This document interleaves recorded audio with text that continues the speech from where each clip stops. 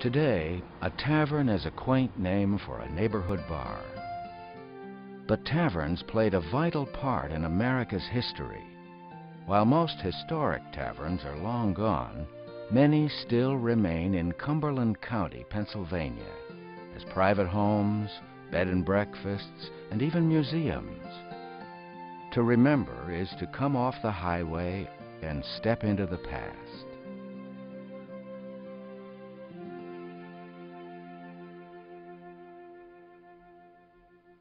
Taverns by the Wayside was funded in part by grants from the Pennsylvania Public Television Network, F&M Trust, and the Pennsylvania Dutch Candies Foundation.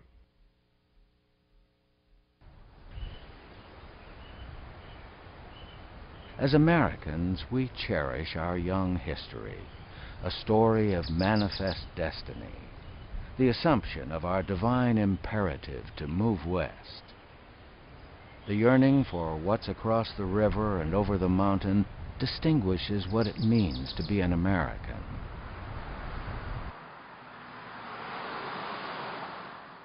Central Pennsylvania's Cumberland County, the intersection of superhighways emanating from New York City, Philadelphia, and Pittsburgh, carries on a 300-year-old tradition of commerce and travel. Yet we're so used to today's cluttered landscape that we don't notice the remnants of another time. Beyond the endless fast food and motel meccas stands a reminder, the time-worn tavern. Located along early versions of our modern highways, the Tavern by the Wayside was the gas, food, and lodging of yesterday's traveler. But taverns were more than just the truck stops of early America.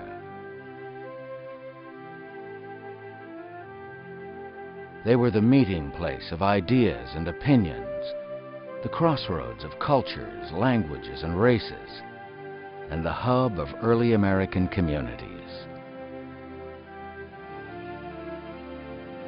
Taverns sheltered thousands of travelers. Some left behind their thoughts and observations. These letters and diaries bring our past to life. Traveling on these roads in every direction are wagoners, carrying produce from different shipping ports, particularly Philadelphia and Baltimore. Packers from 1 to 20 horses selling or trucking their wares.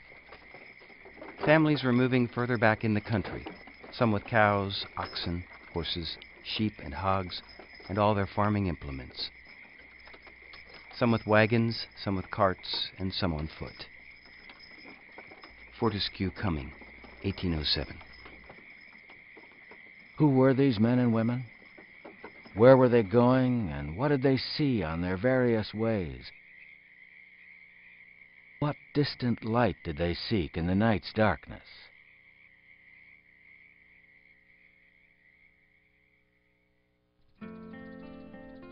Pennsylvania was for 100 years the portal to the vast future America that resided beyond the Allegheny front. Early settlers followed trails across the Appalachian Mountains first blazed by Native Americans. The paths through centrally located Cumberland County provided crucial access to points west and south. The main route through the county was the Carlisle Pike, a toll road from Harrisburg through Carlisle to Shippensburg, roughly today's Route 11. Travelers could then continue south to the Shenandoah Valley or push west to the Ohio Valley. In 1794, George Washington led 15,000 troops down the Carlisle Pike on his way to quell the Whiskey Rebellion in western Pennsylvania. Half a century later, a celebrated English visitor traveled this now well-worn turnpike on his tour of America. Our road wound through the pleasant valley of the Susquehanna. The river, dotted with innumerable green islands, lay upon our right, and on the left, a steep ascent, craggy with broken rock and dark with pine trees. Charles Dickens, 1842.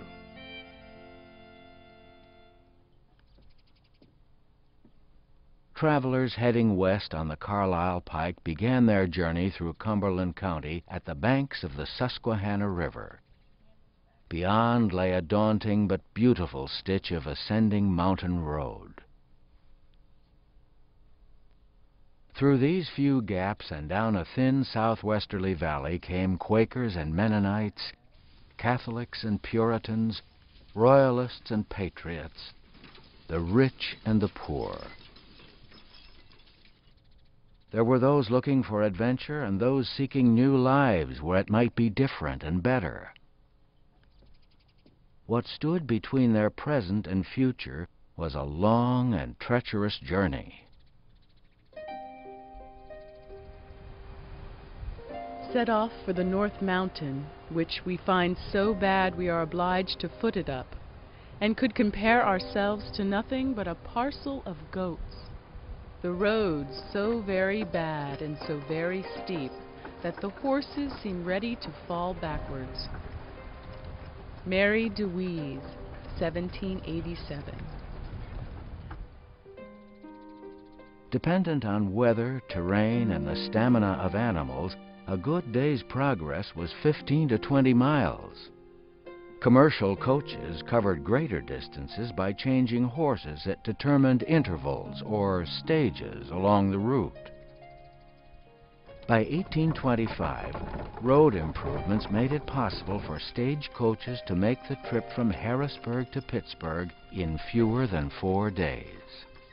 Although faster, the journey was no more comfortable.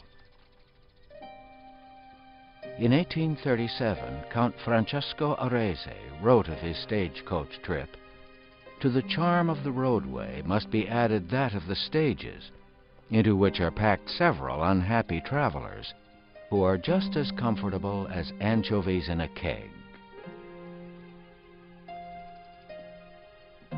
The fatigue in roads permitted us to travel only 10 miles yesterday, when prudence persuaded us to spend the afternoon at Ramsay's Tavern, the best we have entered. Elbridge Gerry, 1813.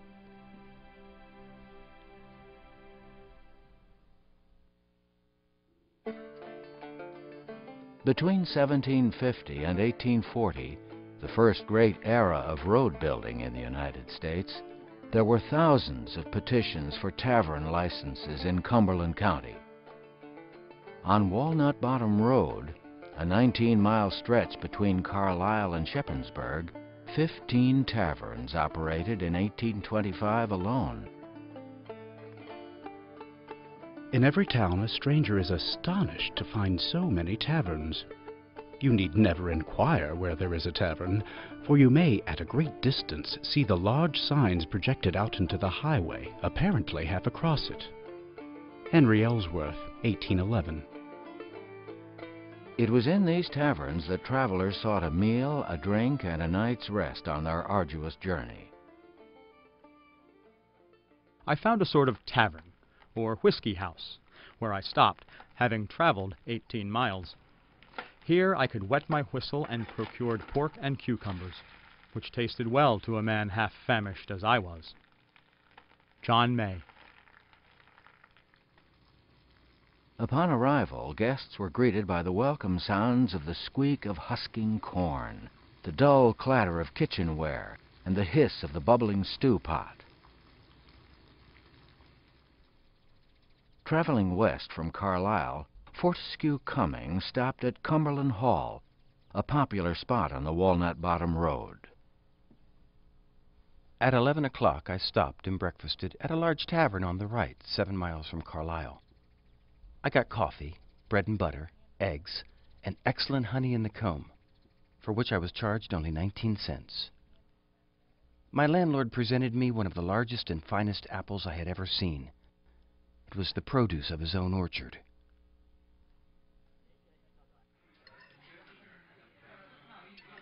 They got us a tolerable supper, better than we expected, and though we believed it to be dirty, yet, being hungry, we ate hearty. The house was so crowded that we could scarcely all get chairs to sit on, and as soon as a seat was vacated, there were 2 or 3 ready to seize it. Joseph Gibbons. Americans never spent more than 10 minutes at the table, noted a wayfarer from Europe. A meal at a tavern was more a schoolboy's scramble than a social repast. In spite of its volume, it has soon disappeared.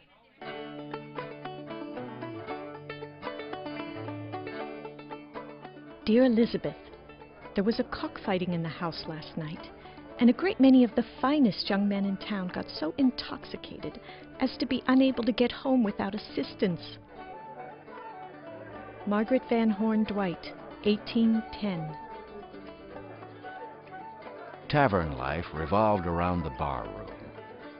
Rum and whiskey were cheap and consumed in great quantities. Other common drinks included hard cider, eggnog, and homemade fruit liquors. Men often shared a china bowl of rum punch, passing the bowl from mouth to mouth, with each man's account charged for his share of the total cost. Early Americans drank alcohol at many social gatherings, from weddings, births, and funerals to harvest days and election days, and drinking dominated the tavern trade.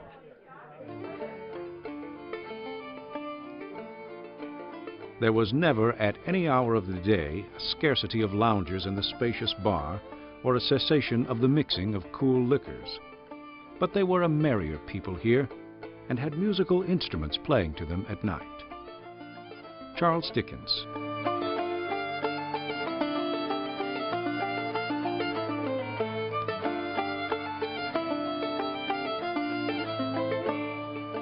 At 6 p.m., put up at Robert Dowd's Inn. Found good accommodations, but a noisy set of drunken carters kept us awake the greatest part of the night. Mary Ann Reynolds. The law required tavern keepers to maintain a civil establishment, but the rowdy behavior of drunken wagoners and drovers often turned into violent brawls. I was very much frightened by a drunken wagoner who came up to me as I stood by the door waiting for a candle. He put his arm round my neck and said something which I was too frightened to hear. Margaret Van Horn Dwight.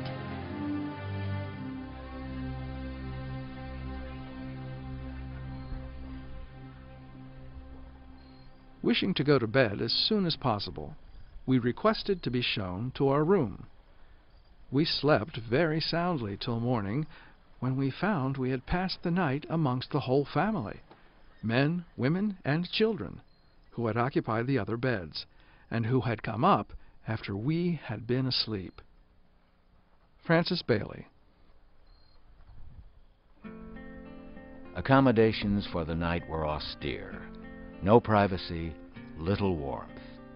Travelers slipped off their shoes and slept fully clothed. We were all obliged to sleep in the same room without curtains or any other screen, and our sheets there were so dirty I felt afraid to sleep in them. Margaret Van Horn Dwight. Drovers and wagoners transported their own beds, flattened bags filled with chaff or straw. They unrolled them and slept on the bar-room floor by the fire. 40 travelers alighted there, wagoners and packers, and having stretched themselves upon the floor, man and woman promiscuously, covered every possible inch of it, so that the cats in the night, having no place to play upon, displayed their agility on our faces, and awakened some of us in the utmost terror. John Baddeley.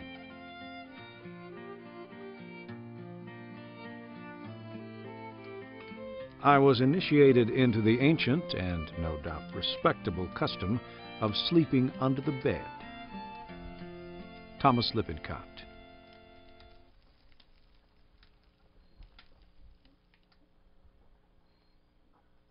Those who made use of the best accommodations on the road, remarked Fortescue Cumming, were country merchants, judges and lawyers attending courts, members of the legislature, and the better class of settlers.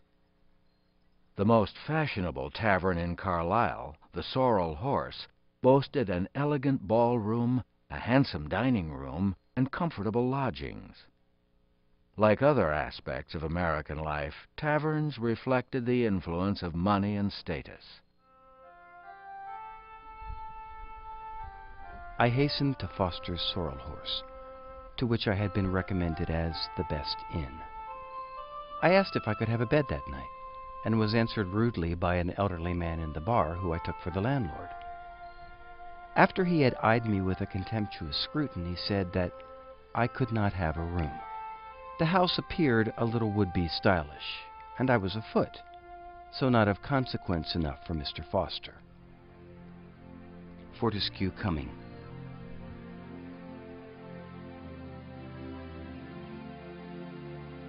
Your host is generally a man of property, the head man of the village, and feels that he confers rather than receives a favor by the accommodation he affords.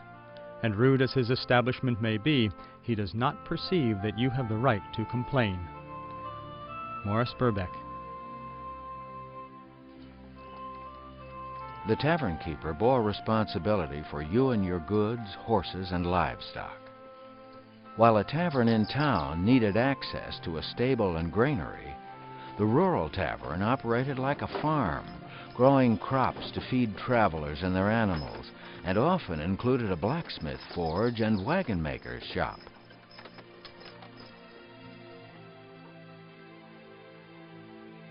Ramsey's Tavern is quite a large plantation.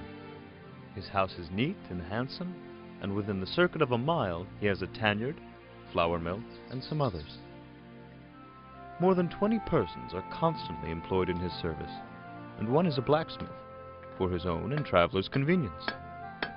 He carries on farming very largely, and drives 600 cattle a year to market. Every person is perfectly happy, and seem to watch the opportunity to make others happy. The whole house, and all around it, is characteristic of contentment and happiness. Elbridge Gerry.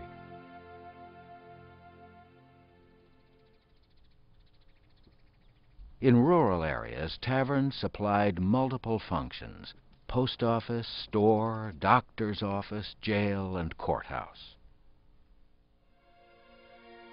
Because running a tavern often required more work than the tavern keeper and his family were able to manage, they employed help as cooks, waiters, maids, and stable hands. Laborers included hired whites and freed blacks, as well as slaves and white indentured servants. For most, owning a tavern was an unremitting life of barter and debt. At a tavern in Carlisle, a carpenter paid his tab by building a coffin for the tavern keeper's little child.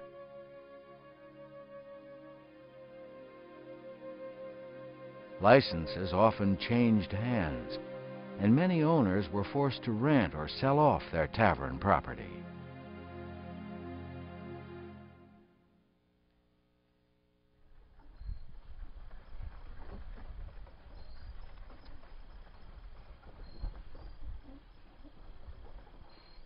As in every inland town of Pennsylvania, there is a quantity of taverns and inns, where the people come to talk and drink, morning and evening, as in the cafes of European cities. Théophile Cazenove, 1794.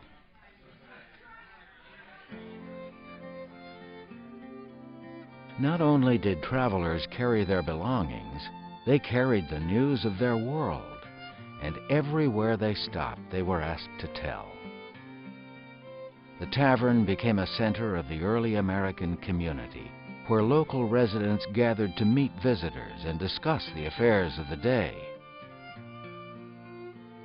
Roadways and taverns brought people of all backgrounds face to face with each other and, like so many threads in a cloth, wove Americans together. As in the houses of the great thinkers, it was in the tavern where democracy found its drawing room. Taverns served as meeting sites for political parties, campaign headquarters during elections, and a forum for political debate.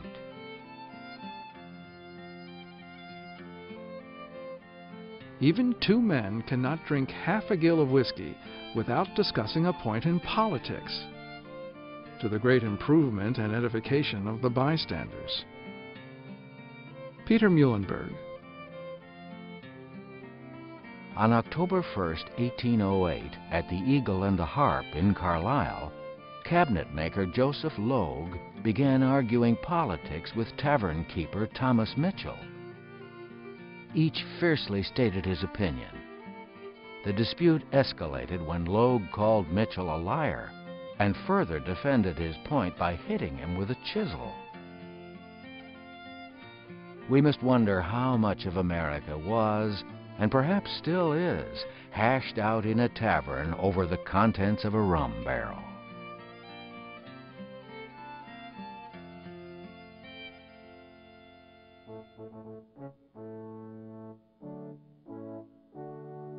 Touring troupes of performers followed the tavern circuit, presenting amusements of all sorts for both guests and locals.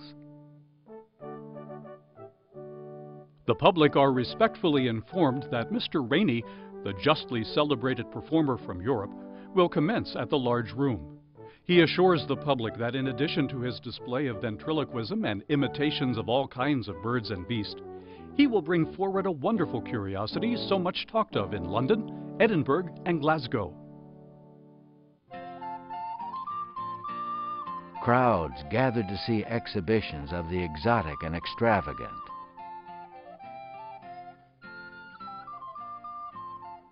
At the sign of the Sorrel Horse, a man-made thunderstorm captivated tavern patrons, while a performing elephant entertained spectators at the sign of the Black Bear. Taverns with ballrooms held public dances and offered lessons. Dancing master Mr. Curley came to Carlisle in 1787 and announced that he was opening a school at the Sign of the Turk. Later, he held a candlelight ball to show off his students.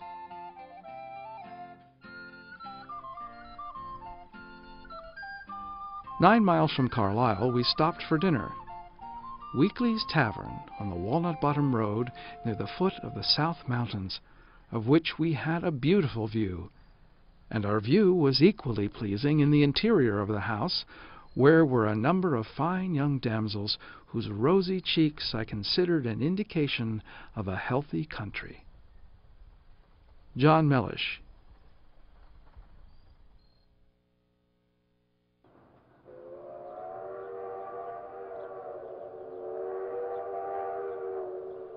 On November 16, 1837, citizens in Cumberland County celebrated the completion of the Cumberland Valley Railroad, the county's first rail line.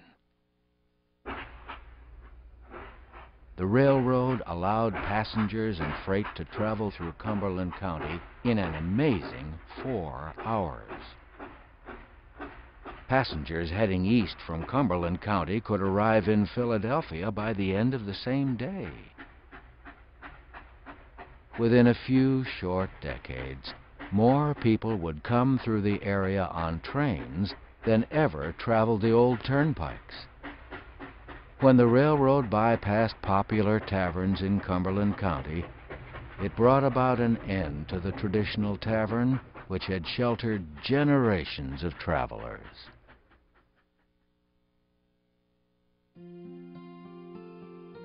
In 1964, Fred and Lucille Schreiner bought an old tavern 7 miles west of Carlisle. Known as Mount Rock, taverns had operated on the site for over 100 years. A few days after moving in, Fred and Lucille heard people talking outside and discovered several cars and trucks in their yard. They asked what was going on. "We've always pulled over here," a trucker replied. "This is where everybody's always stopped for a rest." A tradition of 3 centuries continued.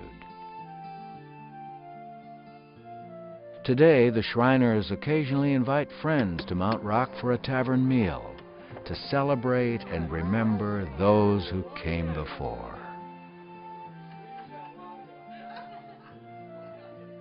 I have sometimes thought that the public inn is a receptacle for every wayfaring guest.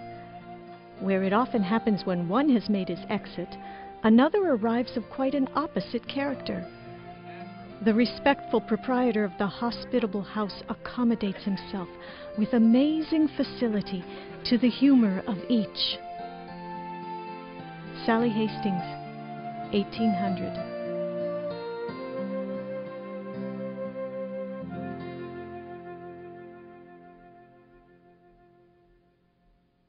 For classroom resources and more information, visit the World Wide Web at witf.org/taverns.html.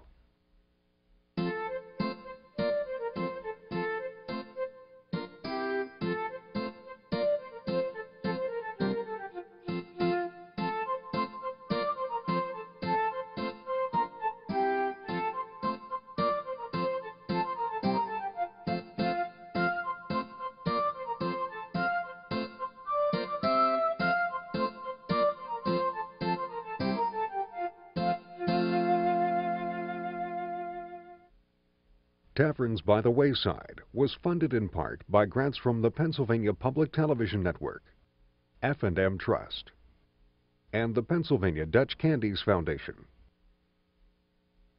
To order a videocassette copy of Taverns by the Wayside, call 1-800-230-4403.